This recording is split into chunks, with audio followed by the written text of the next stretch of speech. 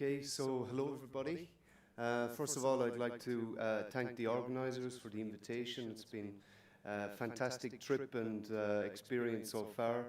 I've got to experience why my fellow countrymen have emigrated here, and it didn't involve a lot of sleep, but hopefully I'll catch up over the next few nights. But okay, I'm from, well, I represent the Catholic University of Leuven. Our lab is, as Don said, M3 Biores, and that stands for Measure, Model, Manage Biological Responses. And the core of the group, this is a picture of all the people in the group, the core idea is that we treat every individual, be it an animal, be it a human, even be it an insect, as an individual serving as their own reference, and we look for deviations from the normal. In other words, we look for abnormal behavior, but we do that in a real-time, automatic way. So we use the latest sensor technology to do it. And this is a group. Half of the group actually work in the area of human health engineering, and the other half work alongside myself and others in the area of precision livestock farming. So I'll talk a little bit about the reasons and the background when it comes to why we're doing this thing. We see a lot of challenges in livestock production. Most of these things I'll talk about now are focused on Europe, but you can see the similarities in the Australian system. So we know that over 60 billion animals are slaughtered every year, and that's to increase by 40% over the next 30 years.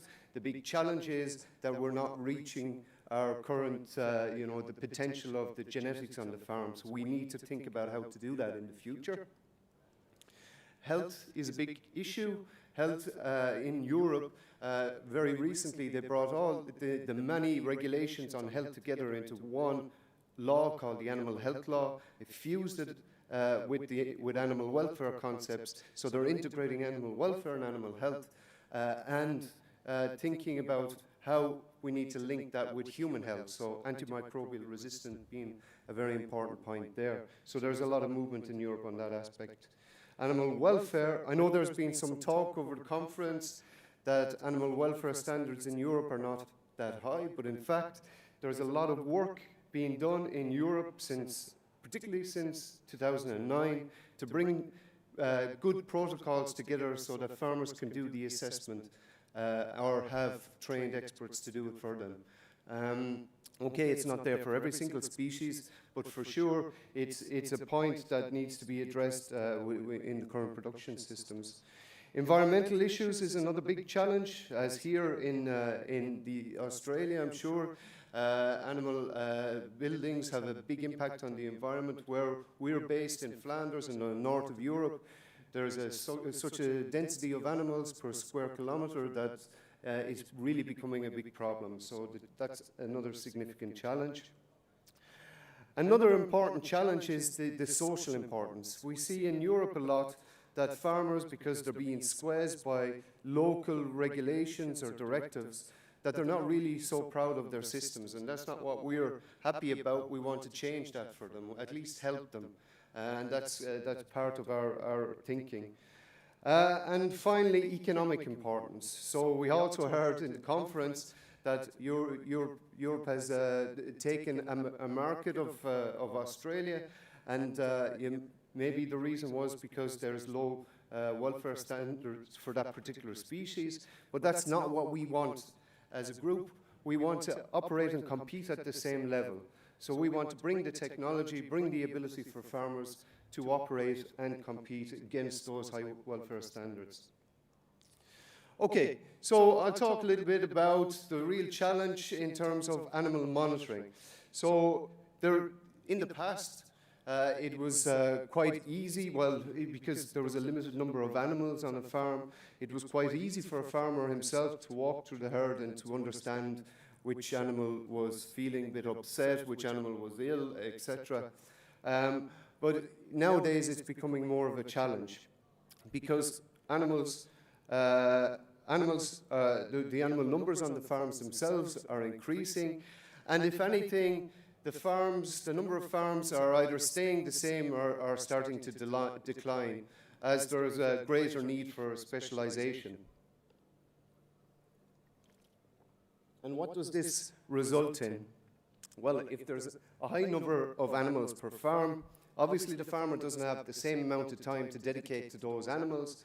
And with genetic progress and the density of animals together, there's going to be a knock-on effect on animal health and welfare.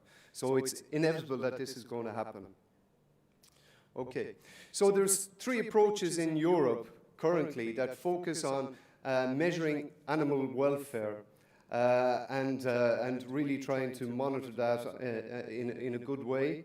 The first approach is called what we call the iceberg indicator approach. Basically, it's when the animal goes to a slaughterhouse, the carcass is checked.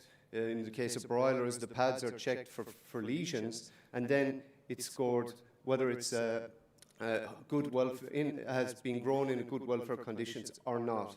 Okay, so but that's a quite limited approach because the farmer can't act on it. The second approach is the welfare quality approach, and this came out around 2009, and I'm sure people have heard of it here. It was a huge project with many different scientists, perhaps some from Australia. They defined protocols that now they're starting to implement.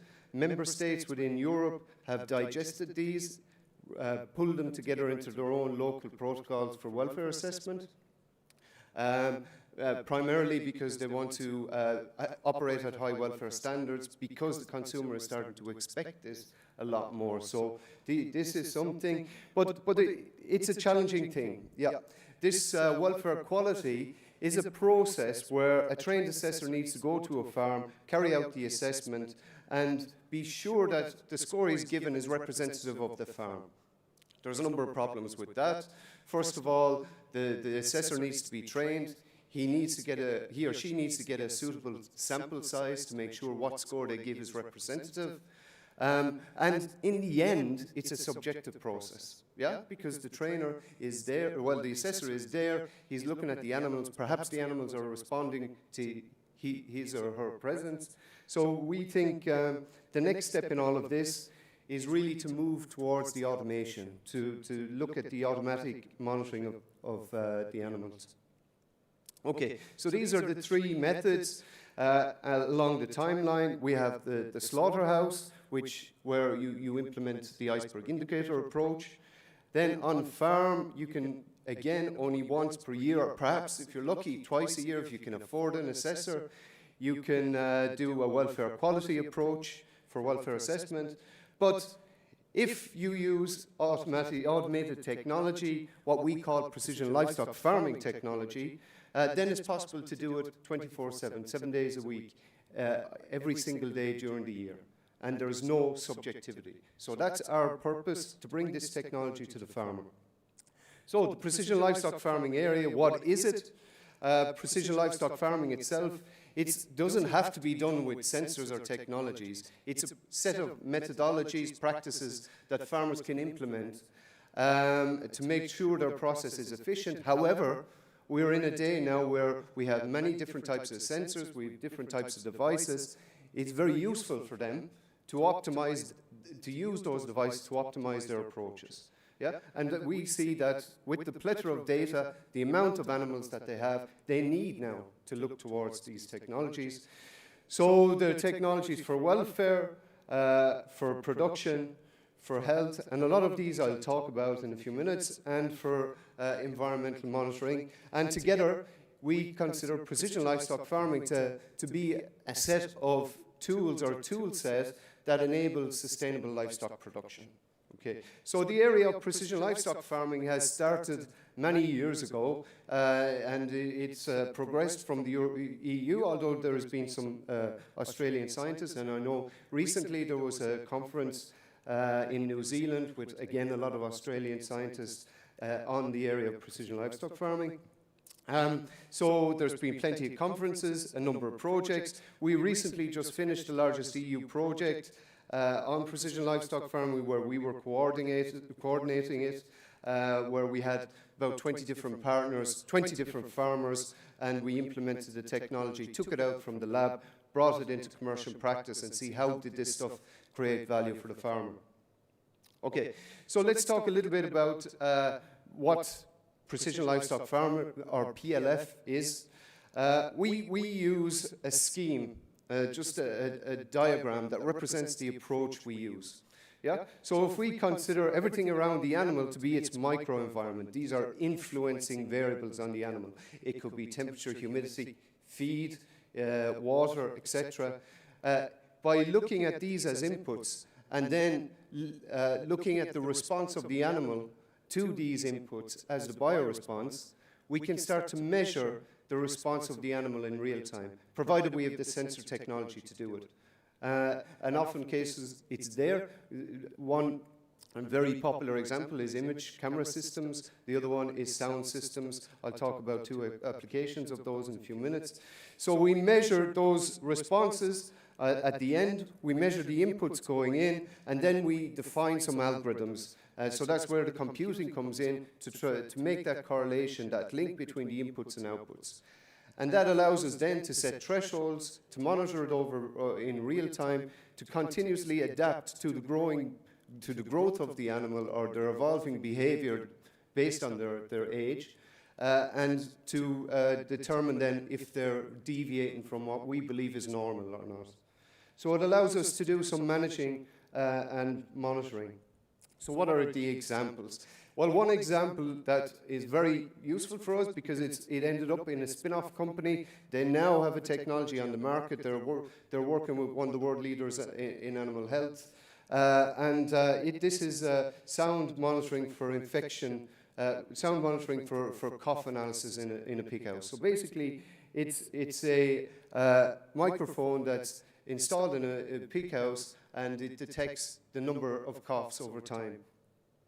And this was done in collaboration with different partners. Our group designed the algorithms, so we do the more algorithmic work in this type of development. And the idea was, in this system, to try and automatically detect the coughs. Of course, the cough itself will have a different characteristic in terms of its sound to the other different noises that happen in the room. So we need to separate all of those. You will have doors banging, people shouting, chains banging, machinery turning on, ventilation system. You wouldn't believe the amount of noise you have in a pig house, and you need to single out one cough from that, and it's quite a difficult process. Took many years to develop it properly. And this here is the system. So that noise is a pig. So that's what we're looking for. But of course, here we have something in the lab, so it's very nice. But in reality, you don't get that kind of clarity at all. Then this is an example now of where this system was implemented. It was a blind study where the farmer wasn't told about the output of the pig cough monitor, and it's labelled here based on what the farmer did. So he just responded to the vet's reactions to the health status of the pigs. And from this system, the pigs entered the building. Immediately they were coughing. Perhaps it was because they changed the environment. Then after a few days, the pigs, the vet noticed they needed to be treated. The farmer treated them, but obviously they didn't respond to the treatment. So from 4th of November onwards, you see the infection is progressing, but obviously because the farmer is treated, he thinks the problem is solved, but it's not. And this is some insight that the system can give us, and I think this is a fantastic thing about it. And of course, again, we see pigs are treated perhaps a bit too late after that point, and then they become ill again and never treated after that. So it's a very interesting approach. Farmers don't look specifically for pigs coughing. They think they understand the level of health in a building or on the farm, but sometimes it's a real challenge. They have so many different things to do. So we see the main future progressing towards the use of antibiotics, reducing it, targeting diagnosis, etc., to enable the vet and enable the farmer to remove the infection as quickly as possible and minimize the use of antibiotics. So that's where that technology is going. The next one, again, is focused on health, but this time with respect to the behavior around the drinker. So, of course, the animal will change its behavior if it's sick, so it might drink less. If it's a bit sick, it'll eat less as well, and there's a ratio between eating and drinking. And here we wanted to use a camera system to detect the frequency of visits and duration of visits to the drinker. And here we collected some images. We did some modeling on those images to relate them to the water meter, and then we just compared to see, well, whether we could predict well what the water meter measured just using the camera. That's what we did. Okay, so in this slide here, it shows what the algorithm does. So the pig goes over to the drinker, and once he's in the vicinity of the drinker, you can see there that the line goes up above the threshold. So the algorithm recognizes the pig is at the drinker, and now just the pig is starting to move away. The algorithm says the pig is moving away. This is the duration of the visit. So it's in principle quite a simple idea. And of course, it does sometimes give very nice results. Other times, when pigs foul with the water or play with it, it isn't so well correlated. But it gives a good indicator on their water use and an indicator for health. Another application, this time in terms of welfare, is the use of cameras in a broiler house. So we work with a company, have done so for many years, who have developed a technology called iNamic. It's basically a number of cameras that look at the flock of birds underneath, so they're installed on the ceiling. And 3 or 4 different cameras would cover a full broiler house. And the farmer then would just view the indicators that come off the camera. So 2 indicators come off the camera. One is the activity of the birds, how much they're moving, and the other one is the distribution of the birds, how uniform they're spread over the building. And this is just the monitoring software that's used to do the image processing. This is how it's laid out. The green thing on the right-hand side is how the birds would look in the algorithm, so it recognizes that these are the birds and not the floor. That's all it does here. So by taking that data then, it's possible to look at the distribution. And the distribution, like I said, is the spread of the animals across the floor. And so what we try to do is model that spread over time. And basically, it's quite, in the end, very simple as well. We look at the individual light periods, and we get an estimation then on what the likely distribution would be for the next light period. And if it deviates by 20% more than what we estimate, then we raise the alarm and send that to the farmer. So if there's over a 25% deviation, an alarm is sent. This case, on the left-hand side shows that there's no deviation, it's quite uniform, whereas on the right-hand side, there's a blocked feeder line, there's a deviation beyond 25% of the value. Okay, so that's the idea, and in essence, it's quite simple. The key thing is to work with the farmers. These guys are they understand the process, and that's why we need to work very tightly with them to make sure we set our thresholds right and allow these maybe to vary if needed over the cycle. And another thing, when we validated this, 95% of the time, each alarm was related to some problem in the house, related to welfare. So whether it was litter condition, feeder line block, drinker line block, etc., we were able to detect it with that algorithm. The next application is in the area, again, of welfare, but this time with pigs. Pigs, as we all know, like to fight when they get together, especially when they're mixed or something's changed in their location. It's okay to get the ranking in a pen, but after that it starts to take the energy and deviate it towards just coping with these interactions rather than actually putting down some muscle.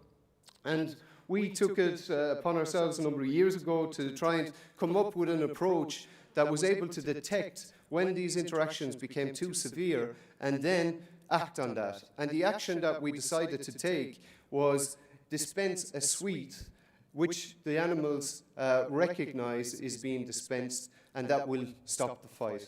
So early on, when they were being reared in the nursery, they were conditioned to recognize a sound signal and associate that with a sweet. Okay, the M&M, like the pigs like, we learn pigs like M&Ms. And so here is the case anyway where we have the algorithm working. Down the bottom you see the pigs are fighting now. These two images on the bottom show that this is the algorithm. It uses up and down movement as well as left and right movement. But just in a couple of seconds you'll see the pigs stop now. So the sound was raised. So everybody is, all those pigs have stopped. They're waiting around for the sweet. It probably fell through the slats. But it doesn't stop there. Of course, they're getting a bit bored and off it goes again. So it's not the solution. It might be, if we tweak it a little bit more, we need to do more work on that. There's a lot more questions to ask in this case, but we're finding some very interesting results with this. Okay, so if I look at another aspect, which is continuous automated monitoring of feed intake, this time for, let's say, for monitoring and making sure there's no waste in the feed coming into the building. We have developed a system to try and monitor the intake of broilers, and that's a big challenge. Feed intake for broilers, feed intake for any animal is a real challenge. It's completely different to what you give them from what they take in. So if we could really monitor that well, we'd get a lot further than we are today. So what we did anyway in this case was we said, with the feeder tray, it was only a tray because it was done at a lab scale, we attached a contact microphone, and each time the bird pecked for the feed, we registered that peck and linked it with the amount of feed the bird took up. So therefore, the end objective was to try and link the pecking noises with the quantity of feed that was taken in. And here is, so you can kind of hear the pecking here. But you can't hear it so well because in the lab it's a noisy environment.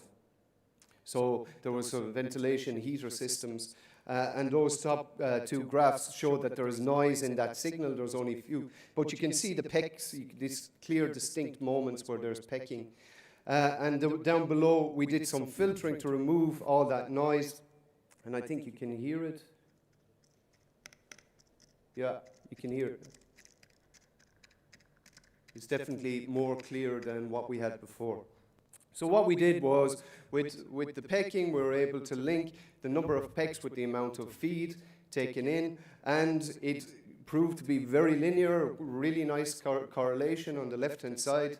And then we implemented that in order to validate, and of course it reasonably well followed the same trend as what was measured with just the weighing scales. But of course, there's going to be some dropping of the feed from the bird's beak. It doesn't make it in the whole way, but it's a good start anyway. It's a solution. Perhaps we can look at some way of refining it into the future, perhaps with image or something. The next one on the productivity is looking at animals, weighing animals, pigs in a pen. So I already showed you the application of the camera to look at drinking behavior. That same camera now can be used to estimate the evolution of weight in the pen. Very high commercial value for the farmer. He can determine which pigs can go to the slaughterhouse in the house. So it's a very useful tool. The reason this is a lot different to other systems is that it's not constrained by having to be in one particular area, like over a feeding system or something. We just put a single camera over the full pen and we weigh them then. We get a group average, and that's useful for the farmer. Okay, so I'll do one more case where we see the evolution of all this technology going, because we had a lot of talk here about welfare. Of course, you have very high welfare standards. We have high welfare standards, but perhaps for the market that is competing with you, it's not operational. But we feel that welfare can be monitored in very new ways. In the past, we used these other approaches of sound and image. Now we're going to look at other approaches here. So this case is a case which has come out of a spin-off of the group, our research group.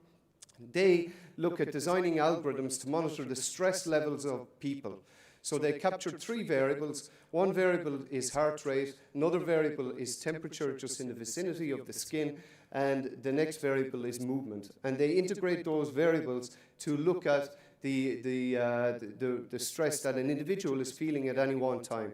So in other words, if you're sitting down, if your heart rate is high, you're more than likely stressed, but if you're walking around and your heart rate is high, your heart rate is linked with your physical activity. So it's really trying to separate those inputs into your heart rate and define whether you're actually stressed or not in particular situations. So, and the idea around it is that, yeah, for every individual, there is an optimal region where we need to be stressed. We need to be stressed enough in order to be motivated to do something. But the problem is, if we get too stressed, then we're likely to make mistakes, forget things, etc. If we're not stressed enough, well, then we're likely to drop the situation or become unmotivated and forget about it or do it wrong because we're not motivated. This idea has found applications in stress at work of typical people in typical workday environments, but also in kind of very difficult environments in sports. And I'll show you a case where it's been applied for Formula 1 drivers. So the next video shows that. And here I'd like you just to look at the graph on the top of the video. There is a green band on that graph, and that green band is the optimum zone of stress for that individual. The individual driver is wearing the device to capture heart rate, temperature, and movement. So we can monitor this stress level in real time and see, does it influence how the driver behaves, his driving behavior. And you'll see it does.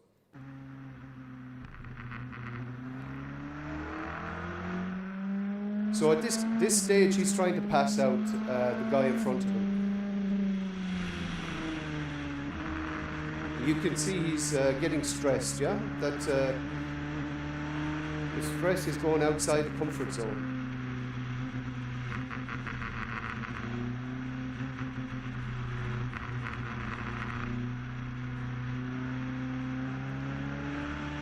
But he passed him, so it's dropping. But now something happens. He's starting to get stressed again. And you wonder why. He's trying to make time on his lap. So he's trying to push it on this lap, and he's becoming more stressed. And now he's going to make a mistake. You see, he made the mistake because he was overstressed in this situation. We were able to monitor that in real time with the system. And the idea is that this then can be used by the team to give advice, to tell him, act in a particular way around the track. We believe, well, we have proven that it can also be brought to animals. This approach has already in the past been published. We have already implemented heart rate monitoring and movement sensors on the animal, linked the movement to the heart rate, and then found that any deviation of heart rate above that normal value is due to stress. So in this case, we can show a case where a horse is being lunged. The horse is wearing the activity sensor and the heart rate sensor. We build the model, and then we give a stressor to the horse. So we, in this case, bring out an umbrella and flash it, and the horse becomes stressed. And what happens then, the connection between moving and heart rate doesn't exist anymore. Yeah? And that's when you get this stressful alert. Okay, it should work. Sorry about that, it doesn't work. But it worked earlier, but yeah, okay.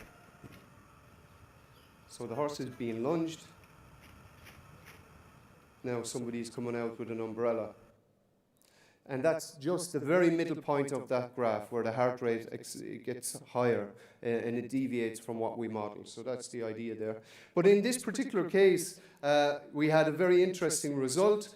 Right at before the umbrella was revealed to the horse, a farmer turned on the machine next door. And this wasn't something that was picked up straight away. When the student went through the data, they didn't have the sound on the computer, so nobody knew why this stress thing happened at the beginning. But it's very clear in the video when you have the sound in. It's that moment that's flashing there. You hear? The tractor was turned on.